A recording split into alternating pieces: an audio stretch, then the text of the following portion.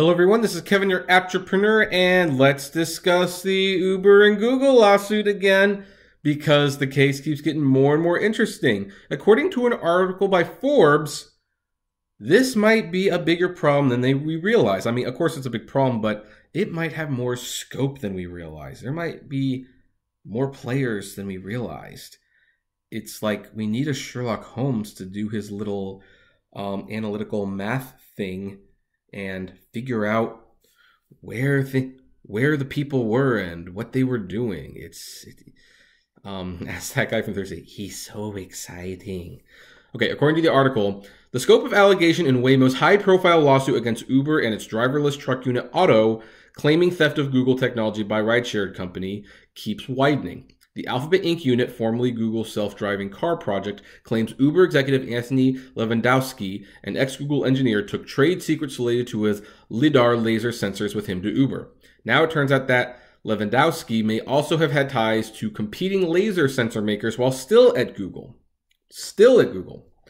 Something he didn't disclose to his former employee, according to documents filed with the U.S. District Court in San Francisco that's hearing the case. Uber acquired Otto, co-founded, 608. Well, anyway, exhibits filed by the court by Uber said Google is now informed and believes that during Lewandowski's tenure at Google, he was involved in competing side businesses. Those businesses, Taito Lidar and Odin Wave, were developing a LiDAR sensor model for self-driving cars, as was Google. The two small companies later combined and were acquired by Otto in May 2016, according to the court filing. So what this is, I believe, and if there's a lawyer out there, you can correct me and I will use that corrected information in a future video because I know this is not the last time we're going to be talking about this. I believe what we basically have on our hands is a Ponzi version of insider trading. Multiple companies were trading this information. This guy was the Bernie Madoff. He was given the information, developing the companies, then he creates his own company and he acquires assets, and then those assets are acquired up here. And by the way, this guy's already pled the fifth, so he won't be testifying against telling us about any of this. Also, Uber only delivered 900 of the 14,000 documents that were stolen, although they did find one more document on another Uber employee's personal computer. So, yeah, I need a lawyer to guest star on this show. I really do.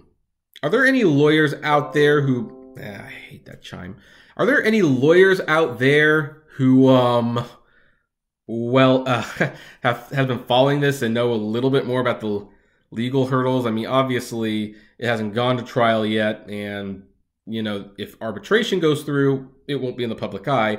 But there are legal documents out there involving the case, and maybe there's a lawyer who has been reading them. Maybe the copyright attorney, maybe he wants to help get in on this. I don't know.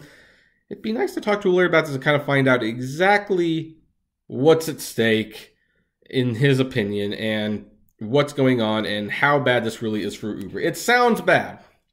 It sounds very bad. But I would like to double check. So if you know any of those lawyers, maybe send them my way. Kind of talk to them. Maybe we can get like a Google Hangout chat going or something. I don't know. Otherwise, yep, it looks like this Lewandowski guy, real piece of work. Mastermind, almost a godfather in this, really. It's a shame he pled the fifth. I actually would have really liked to have read his testimony on all this. Anyway, what do you folks think? Comment below, like, favorite, share, subscribe, and as always, flame responsibly. Have a good one.